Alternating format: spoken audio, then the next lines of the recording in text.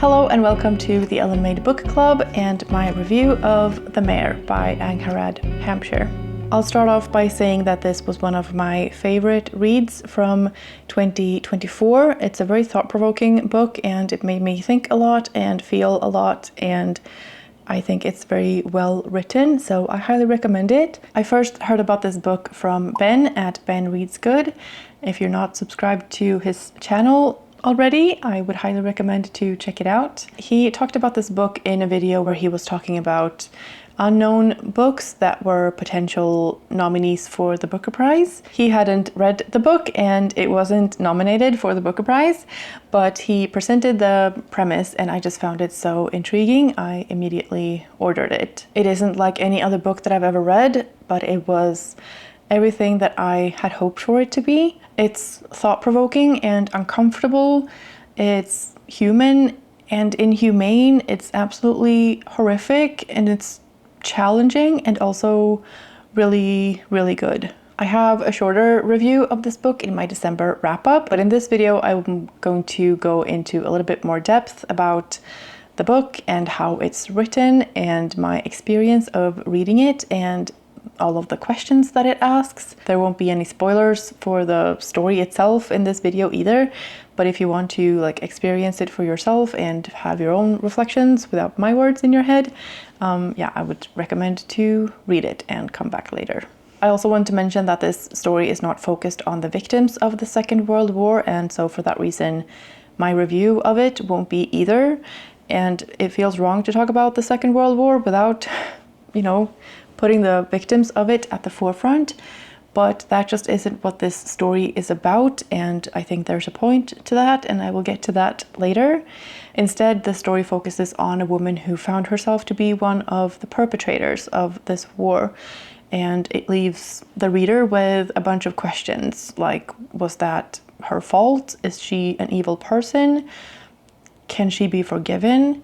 And could that have been me? The Holocaust is obviously a very dark part of our history, and it can be a very sensitive topic, and what this book does is tricky, and it's tricky to talk about. And so I just want to be very clear from the start. I am not saying that anything that this woman did or anything that was done during the Second World War can be excused in any way, but I do think that this book raises a lot of important questions, and so I want to discuss this book and I want everyone to read it so we can discuss it more. And I think that the questions that it raises are very important to ask ourselves. I'm assuming that we're on the same side in this, and if it ever sounds like I'm not, I am. I'm just trying to discuss this book. This book opens up with a couple of quotes, and so I'm going to include them in this video as well because I think that they set the tone for the book very well, and I think that they will set the tone for my discussion of the book as well. The most frightening news brought about by the Holocaust and by what we learned of its perpetrators was not the likelihood that this could be done to us, but the idea that we could do it. Explaining is not excusing, understanding is not forgiving. I think those quotes are very well chosen and they make it very clear where the book stands and where the author stands, and that's where I stand as well, and why I think this is such a fascinating book and an important read. So this is a fictionalized story of a real person called Hermine Braunsteiner, who worked as a guard in a concentration camp in Nazi Germany during the Second World War. After the war, she escaped and went on to live a completely normal life where nobody knew about her past. At the very start of the book, it's 1964, and Hermine is living with her husband, Russell, in New York when a journalist comes knocking on their door and is starting to ask questions about Hermine's actions during the war, and that's how Russell finds out. The rest of the book is written into timelines. So the first timeline is from Hermine's perspective, and we follow her from the age of 15 in 1934. And the other timeline is from Russell's perspective, and that starts in 1957 when Russell meets Hermine and they start dating and eventually become husband and wife. We're just following these two people throughout the decades and as history is playing itself out. And so, yeah, I wouldn't really call that a plot, but it is a very interesting sort of almost a thought experiment, just taking this character who was a real person and just imagining what she went through and how she ended up where she did and what happened afterward in the relationship between her and her husband. I think the writing in this book is excellent. I found it quite simple and to the point. It's not very lyrical, but at the same time there are layers to it and there are details in the storytelling that just elevate it to another level. It's also written in a way that makes sense for the characters, which is very uncomfortable at times, but there is like this meta level to that, and I just think that it's so well done. For example, there are times in Hermine's chapters where something very horrible is happening, but it's not written in a way that makes it sound very bad because Hermine doesn't see it as that bad. And so that just makes it very uncomfortable to read about these horrible things happening, but in kind of a casual, almost nonchalant way is just there. But it also illustrates, I think, very clearly what it might have been like in that situation. And it also shows how Hermine's attitudes change and how her boundaries sort of shift over time. So unless Hermine herself is thinking that something is wrong, it's just described, and it's up to me as a reader to make a judgment on what's right and wrong in any situation. I also thought that this book read very much like a movie in certain ways, in a very good way, and I could see this being adapted for the screen very easily. The chapters are very short and they definitely read like scenes in a movie, and it also makes for a very propulsive read. There's also very like subtle shifts in imagery, at least that's my experience of reading it. I felt like there were certain chapters where there were, birds and flowers and nature and sunshine being mentioned, like very beautiful, colorful things. And then in other chapters, there was just none of that. And it just felt very bleak and almost like a black and white image. In a movie, it would be very obvious, but I feel like it was very subtle, but very effective still, even in writing. I also think it uses similar techniques that you would see in a movie to have these like seamless transitions between different scenes. If you're watching a movie and someone is in one scene and they're turning on the radio, and then it cuts to a completely different scene, but the camera starts off on an orchestra playing music, and then it pans out to the other characters or whatever. And it's just that element of music carrying from one scene to the next. It makes the transition very seamless, but it also, in this case, in the book, made the contrast even clearer, because there might have been music in a more positive scene, and then we jump to a darker scene where music is also being played, but in a completely different context. And so it made that contrast very clear, and I just thought that was very effective as well. And then there's also the narration style, or what you would call it. Hermine's chapters are written in first person, and so that makes it very immersive in that sense. We're really in her head. And Russell's chapters are also written in first person, but they are directed at Hermine, so he's writing you about her. But as a reader, that could just as easily be directed at me. That also just adds to the feeling that this could have been me, or this could have been any of us reading this book. That was very eerie and very uncomfortable, but I just think it was very effective and very a technique that was very well used in this book. So as I mentioned at the start of this video, this story does not focus on the persecuted. They are, of course, present, and what happens to them is mentioned. Sometimes it's described in a little bit more detail, and sometimes it's just alluded to or mentioned in passing. And if you don't know anything about the Second World War and what happened, you won't understand how horrible everything really is. There is brutal violence in this book, and there are descriptions of how the prisoners, as they're called, are treated.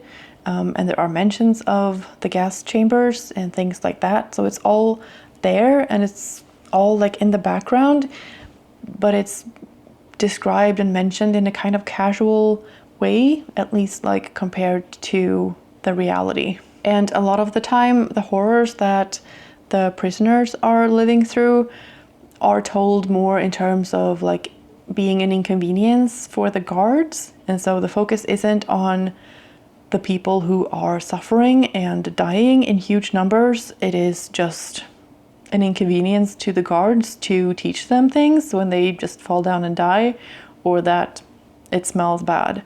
Because this story isn't about the victims, it is about this regular woman who just falls into this evil.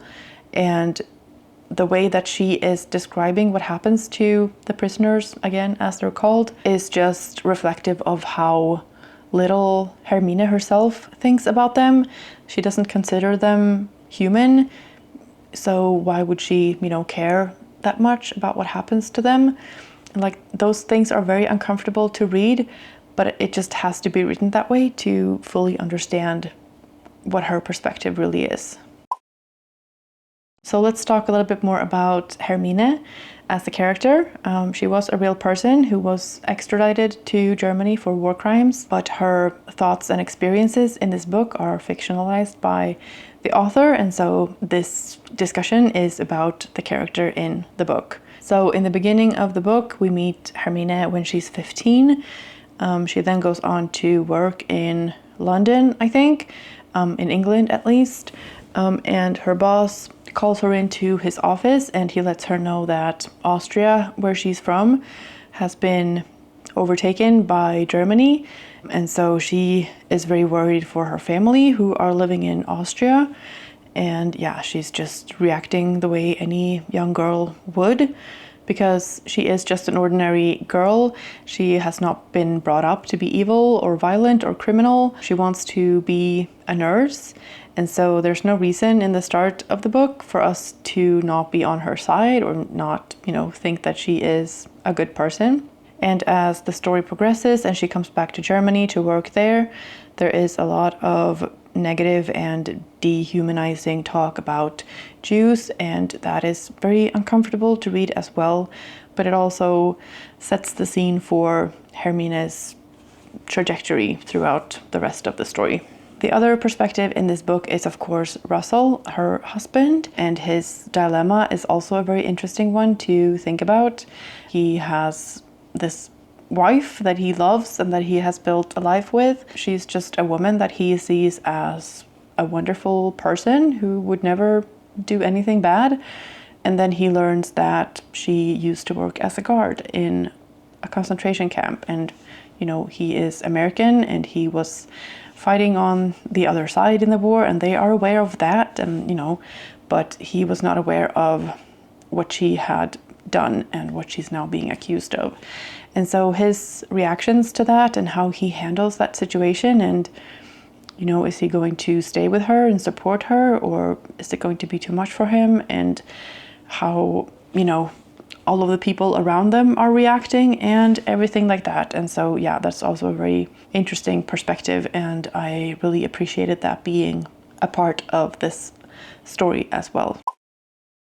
So like I've said, this was a very thought-provoking story, and I just want to talk about some of my reflections about this book after reading it. One of the things that I reacted to as like a takeaway, like there are so many things happening in this book, and like me mentioning this might sound like it's not the point at all, or like it's not, like it's very minor compared to other things that are happening, but like those things are obvious, and there are more like subtle things happening that I think are just as important to sort of be mindful and aware of. Like if someone is physically abusing another person, that's very obviously wrong, but it's the little like subtle things going on in groups of people that I think are good to pay attention to, and like those are the things that stick in my mind. So one of those things is this gradual acceptance of harsher and harsher punishments, and this idea of setting precedents and like making examples of people. And I think it's been, proven time and time again that that's not very effective. My point is just that I have heard the same line of reasoning in different situations, like during my lifetime. And I think that is very unsettling. And I think that if you have ever worked in a situation where there is one group of people who are responsible for another group of people, like in a school or a prison or a group home of some kind, there's always going to be that balance between care and control, and how to keep the other people in check and like making sure that they're following the rules. And there was also a passage in this book where they were talking about you need to care less about certain people. That's also something that I have heard, because I'm a person who usually cares a lot, and that can be used by people, absolutely. But I also think that some people see that as a weakness, like caring about people is seen as a weakness. There are lines that we shouldn't cross and step over, but caring should not be something bad. If everyone just cared more about other people, the world might be a little bit of a better place. That's just me. Maybe I'm just naive and idealist, but yeah. If someone ever tells me that I need to care less, I would take that as a warning sign and a red flag. I tell myself that in cases where I find myself caring about the wrong things, but I mean caring about people in general and people's well-being. That's not a bad thing. The other question that stands out to me is sort of where to place the blame or the responsibility. Like where is the line between your own responsibility for your own actions versus it's all the government's responsibility, and like it's all circumstance and context, and like I had no choice. Because the way that this book is written and the way that this book presents Hermine as a character, she is just a regular person, and I don't think that she was special in that regard. She was, seemed like a good person before the war, and she seemed like a good person after the war. And so how is that possible that she was just doing a lot of other horrible things during the war? It didn't seem to me like she was, a person who was sadistic and was just looking for an opportunity to behave badly toward other people. She was just a regular person, and, we as humans are susceptible to a lot of things. And so, it's she was in a context, and she was very young, she was uneducated, she didn't know anything about the United Nations and human rights. She didn't even consider Jews to be humans. Like, that's the situation that she's in, and the mindset that we as readers are let into in her mind. And so we're kind of made to try to understand how she could become that person and do the things that she did. And so the next question then becomes, was it her fault then? And if it wasn't, can she be forgiven? Can we understand her? Was she a good person, or was she an evil person? And where is that line? The spontaneous feeling is that no, this was not forgivable. This was unforgivable. And so then we are expecting her to do differently and to behave differently. And if we're saying that she should have done things differently in that context and in that situation that she was in, then that also has to apply to us today. And we have so much more information. We have so many sources of media, and we have social media, so we can even hear what other regular people are thinking and saying and doing. And we can have access to education and critical thinking, and we know what happened in the Second World War. It's very easy to get on our high horse now, today, with all the knowledge that we have today, and judge a person like her for what she did.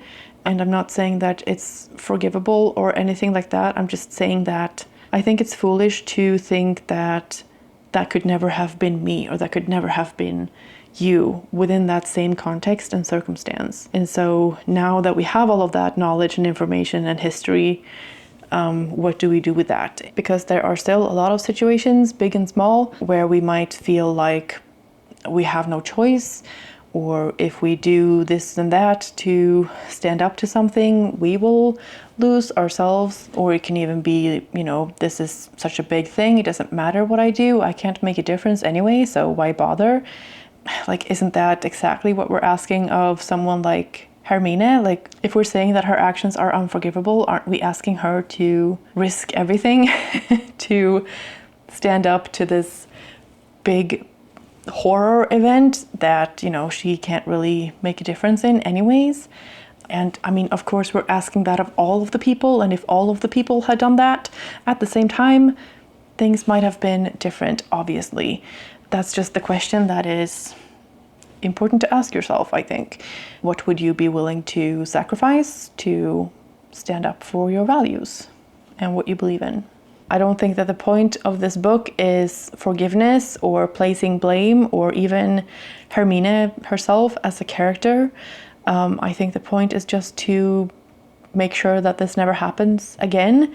And one way of doing that is to focus on the victims and what happened to them and tell their stories. And another way is to take a look at how someone could become one of the perpetrators and what signs to look for and how to avoid it. Because despite what was being said at the time, the problem wasn't the persecuted people.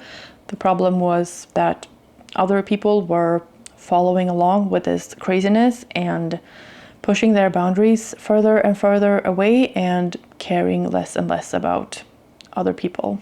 And as humans, we are susceptible to manipulation and brainwashing and disinformation and all of that. And I think it's very dangerous and foolish to think that we are not, because then we are not on the lookout for it. And that really is the most horrifying feeling. So in conclusion, this was a very uncomfortable read, and there are a lot of horrific things happening in this book, but I also think that it's a very digestible read given what it is, and I think that it's an important read. Maybe there are other similar stories like this out there. I haven't come across one, but you know, read one of those or read this one, especially if you are working with people in any capacity and you are ever finding yourself in that discussion of setting examples and keeping people in line and, you know, those kinds of discussions. I think this is a very good reminder of what can happen if that is taken too far. I hope you enjoyed this video and that you found some value in it. If nothing else, please remember that caring about other people is not a bad thing. Thank you so much for watching. I hope you're having a fantastic day, and I will see you in the next one. Bye.